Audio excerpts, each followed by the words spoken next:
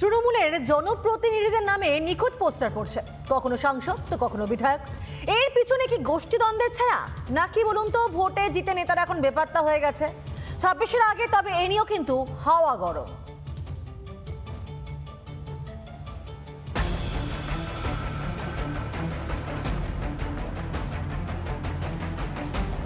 বেপাত্তা নেতারা, তারা আবার জনপ্রতিনিধি, কেউ সাংসদ তো কেউ বিধায়ক। তাদের নামে নিখোঁজ পোস্টার পড়ল এলাকায়। নদিয়ার করিমপুরের তৃণমূল বিধায়ক বিমলেন্দু সিংহ রায়, তার নামে পোস্টারে পোস্টারে ছয়লাপ। এলাকায় নাকি তার দেখাই নেই। স্বজন পোষণ এবং কর্মীদের সঙ্গে বিধায়কের দূরত্ব রয়েছে বলেও দাবি করা হয়েছে নামহীন পোস্টারে। কেউ কেউ আছে যারা আমাদের দলটাকে পছন্দ করছে না বা দলটাকে একটা নিম্ন জায়গায় নামিয়ে নিয়ে আসার চেষ্টা করছে। যেটা করা হয়েছে সেটা শুধুমাত্র দলকে একটা কেন্দ্রভুক্ত করে একটা বাজে জায়গায় নিয়ে যাওয়ার চেষ্টা। তৃণমূলের চোর চিটিংবাজ, তারা মিসিং না তারা উপস্থিত না কি করছে সেটা নিয়ে আমাদের কোনো মাথা ব্যথা নেই। এটা তৃণমূলের অন্তর্দ্বন্দ্ব বলেই আমাদের পরিষ্কার বিশ্বাস। বাকিটা করিমপুরের মানুষ বেশি ভালো বলতে পারবেন যে এমএলএ কে আদৌ দেখতে পাওয়া যায় না, দেখতে পাওয়া যায় না। এ তো গেল করিমপুর। কুলটির কথা মনে আছে? কয়েক সপ্তাহ আগে সেখানেও তো নিখোঁজ পোস্টার পড়েছিল আসানসোলের তৃণমূল সাংসদের বিরুদ্ধে। বাংলার সাংসদ বিহারীবাবু নাকি নিখোঁজ, সেই শত্রুঘ্ন সিনহাকেই সম্প্রতি দেখা গেল কলকাতায়। ফিল্ম ফেস্টিভ্যালে তাঁকে সম্মান জানান খোদ মুখ্যমন্ত্রী। সবাই তাঁকে দেখলেন, শুধু কি আসানসোলের ভোটাররাই সাংসদকে দেখতে পান না? যতগুলো তৃণমূলের এই পরিযায়ী পাখি আছে, এই পরিযায়ী নেতা আছে, তাদের কাউকেই দেখতে পাওয়া যায় না।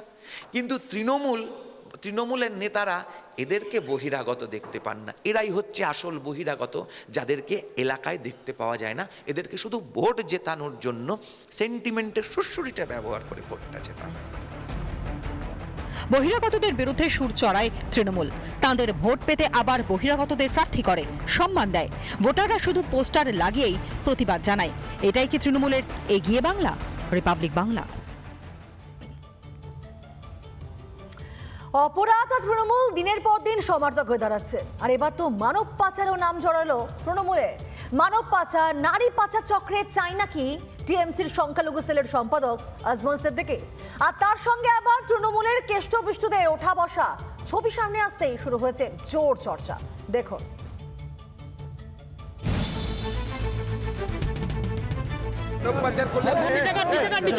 তৃণমূলের নেতাদের যে কোনো পাচার মানে তৃণমূল নেতা, মানব পাচার,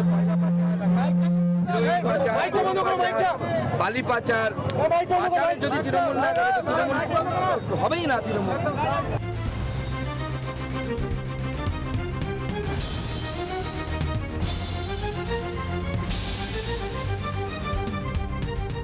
ভালো করে দেখুন, তৃণমূল নেতাদের সঙ্গে থাকা রত্নটিকে চিনতে পারলেন?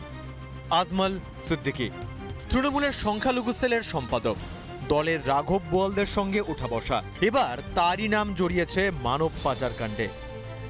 ইডির আতশ কাচের তলায় তৃণমূল নেতা। মানব পাচার চক্রের চায় জগজিৎ সিং এর খাস সাগরেদ আজমল সিদ্দিকী। তার বাড়ি, রেস্তোরাঁয় তল্লাশি চালিয়েছে। 1 কোটিরও বেশি টাকা উদ্ধার করেছে ইডি।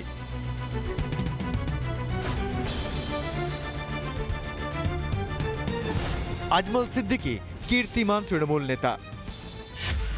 2017 বউবাজারে গ্রেপ্তার হয় তৃণমূল নেতা আজমল সিদ্দিকী। গ্রেপ্তার করে বাগুইহাটি থানা। ওই বছরই তার বিরুদ্ধে তদন্ত শুরু করে সিআইডি। নজরে আসে আজমল ও তার ছেলের বিপুল সম্পত্তি। সেই বছরই সম্পত্তি বাজেয়াপ্ত করার প্রক্রিয়া শুরু হয়। 2018 সালে তদন্ত নামে ইডি দায়ের করে ইসিআইআর। চলতি বছরে বিপুল টাকা ও গাড়ি বাজেয়াপ্ত করে। কয়লা পাচার থেকে গরু পাচার, বালি পাচার থেকে মানব পাচার, সবেতেই যেন তৃণমূল যোগ। বাংলায় যখনই কোনো অপরাধের গন্ধ পায় ইডি সিবিআই, আপনা আপনি তৃণমূল নেতাদের টিকি অবধি তাদের হাতে পৌঁছে যায়। করতে গেলে পরে চুরি, চিটিংবাজি, রাহাজানি, খুন, মিথ্যা কথা বলে সত্যকে ঢেকে দেওয়া, হত্যাকে টিভি ব্লাস্ট করে আগুন লেগে গেছে বকটুইয়ের ঘটনা বলা, এগুলোকে আয়ত্ত করতে হবে। এটা না করতে পারলে তৃণমূল হতে পারবে না। তৃণমূল গরু, কয়লা, বালি, চাকরি সব চুরি করেছে। তৃণমূল 22 লক্ষ টাকার গাছ ছাগলে খেয়ে নিয়েছে বলে অভিযোগ করেছে। তৃণমূলের ঝান্ডা যেন অপরাধের ছাড়পত্র। ঘাসফুল শিবিরের নেতা হলেই বোধহয় যা খুশি তাই করা যায়। ধর্ষণ, খুন এসব থেকে শুরু করে মানব পাচার, কারণ মাথার ওপর থাকে দাদা দিদিদের আশীর্বাদ, তাই না? রিপাবলিক বাংলা। নানা ধরনের কন্টেন্ট দেখার জন্য লাইক করুন, শেয়ার করুন আমাদের ফেসবুক পেজ, সাবস্ক্রাইব করুন আমাদের ইউটিউব চ্যানেল। পাশাপাশি অন্যান্য ব্রেকিং নিউজের জন্য অবশ্যই চোখ রাখুন রিপাবলিক বাংলায়।